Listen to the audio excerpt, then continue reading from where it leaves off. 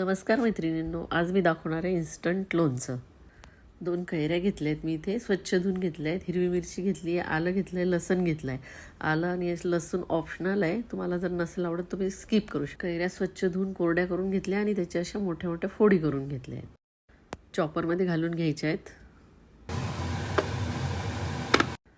याला असं जाडसरच करून घ्यायचं आहे, खूप बारीक नाही करायच्या, म्हणजे अशी तोंडात आली पाहिजे, तेव्हा छान चव लागते त्याची. मिरच्यांचे पण 2 तुकडे करून घेतले, मिरच्या पण घालून घ्यायच्या यातच. आलं घालून घ्यायचं आहे बारीक कापून.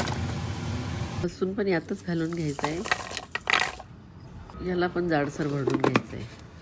मोठ्या भांड्यात काढून घ्यायचं आहे. पण पॅनमध्ये 1 चमचा जिरं घालायचं आहे, 2 चमचे मोहरीची डाळ घालायची आहे, 1 चमचा सोप आणि 1 चमचा धणे घालून घ्यायचे आहेत. 1 चमचा मेथी दाणा घालायचा आहे आणि याला असं मीडियम गॅसवर हलकंसं भाजून घ्यायचं आहे. याचा कलर चेंज व्हायला लागला, वास यायला लागला की लगेच याला गॅस बंद करायचा आणि याला थंड करून घ्यायचं आहे.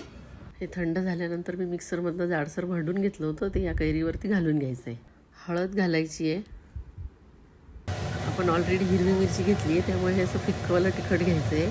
छान कडकडीत गरम करून घ्यायचं आहे. तेल कोमट झालं आहे. आता या कोमट तेलामध्ये थोडासा हिंग घालायचा आहे.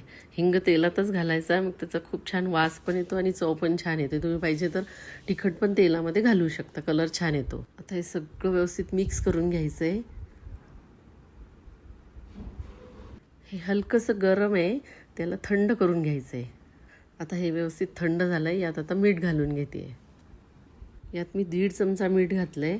आता हे सगळं व्यवस्थित मिक्स करायचं आहे. गरम यात जर मीठ घातलं असतं तर त्याला खूप पाणी सुटतं, म्हणून हे सगळं व्यवस्थित गार करायचं आणि नंतरच यात मीठ घालायचं, म्हणजे याला पाणी सुटत नाही. त्याला एखाद्या कोरड्या काचेच्या भरणीत भरून ठेवायचं आहे.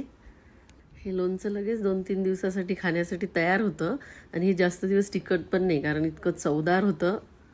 काय मग बघितल्याबरोबर सुटलं की नाही तोंडाला पाणी. मग नक्की करून बघा, खूप चवदार लागतं आणि झटपट पण होतं. नक्की करून बघा.